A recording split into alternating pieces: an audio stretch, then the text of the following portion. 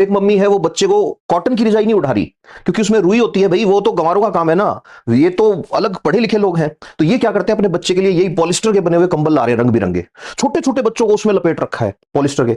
और वो कंपनी वाले उससे ज्यादा समझदार हैं, कंपनी ने क्लियर कट उस पर वार्निंग के साथ लेबल लगा रखा है 100% पॉलिस्टर।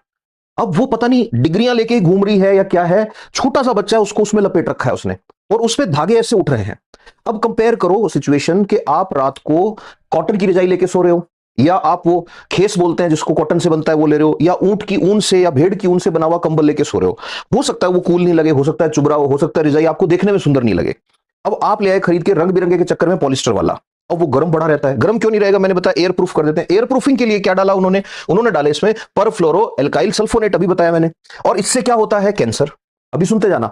इसके अलावा जब बन रहा था तो क्या डाला, एंटीमनी डाला। शुरू में पॉलिस्टर जब बनाया था तो ये थोड़ी पता था कि इसके कंबल बना लेंगे लोग, और कूल दिखने के चक्कर में छोटे छोटे बच्चों को वो कंबल उठा रखे हैं।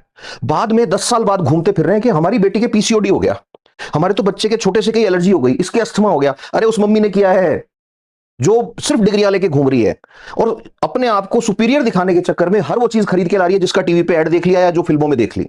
एक बार एजुकेशन, उनकी क्वालिफिकेशन तो देखो जिनसे इंस्पायर हो रहे हो।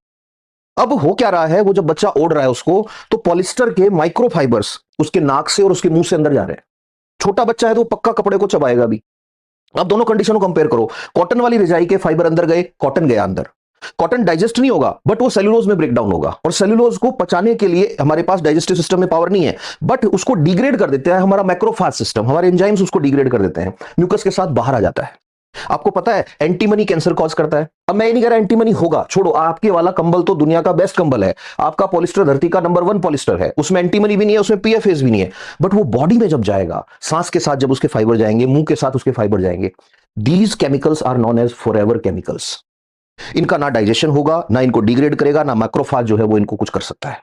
अब इन्फ्लामेशन हो सकता है, सेल डैमेज हो सकता है, इम्यून सिस्टम जो है उसको ट्रिगर कर सकती है ये चीज। अब सोचो, आप नजर डालो चारों तरफ। अवेयरनेस की बात मैं क्यों करता हूं, ये अपने आप को अवेयर समझने वाले लोग जो हैं, इन्होंने, ये खुद ग्रेजुएट होंगे, पोस्ट ग्रेजुएट होंगे, डॉक्टरेट होंगे, और इन्होंने अपने गाइड बना रखे हैं उन लोगों को जिनकी 10th भी नहीं हुई कभी ढंग से। क्यों, टीवी पे ऐड आया हम वही लेके आएंगे क्योंकि हम कूल हैं। रजाइयां जो है वो तो अच्छी नहीं लगती ना, कौन रुई भरवाए कौन ये करे। बट रुको, समय आएगा घूम के। जैसे ही अपने बच्चों को वो घोल घोल के पिलाते थे ना पाउडर जिनमें 70% चीनी हुआ करती थी, ये सोच के कि हमारी बेटी बनेगी औरों से लंबी, टॉलर, स्मार्टर, कुछ नहीं है, चीनी चीनी थी उसमें। डायबिटीज होगा तुम्हारी बेटी के थोड़े टाइम बाद। ये आएंगे ढूंढते हुए कि भैया प्योर वाली रजाई दे दो हमें तो, जिसका अस्तर भी कॉटन से बना हो। ये औकात है अर्बनाइजेशन जिसको कहते हैं।